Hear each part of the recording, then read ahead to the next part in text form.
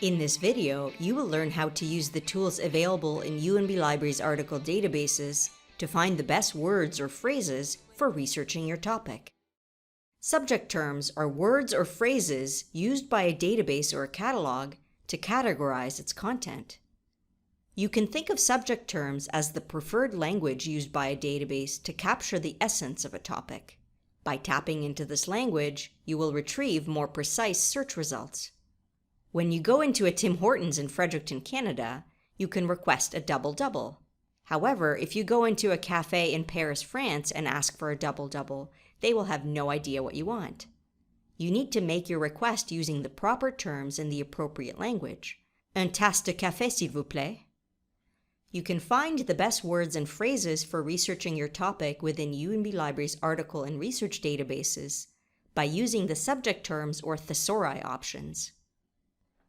In a number of EBSCO databases, you can access the subject terms via the thesaurus or subject terms link in the top left of the blue navigation ribbon. In many databases by ProQuest, the link to the thesaurus is located just above the main search box. Let's try a search in Academic Search Premier. I'm interested in finding peer-reviewed journal articles about phones, restfulness, and teens. Unfortunately, no results were found.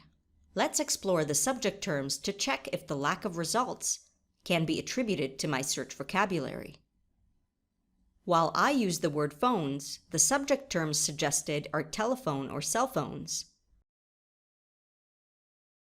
The word restfulness does not appear, and no suggestions or alternatives are provided. I'll try sleeping instead. The subject term sleep is suggested by the database. Instead of using the word teens, we will use the subject term teenagers. If we try a new search using terms recognized by the database, we now get more results. Using the correct words for your search will make all the difference to your results and make you a happier researcher.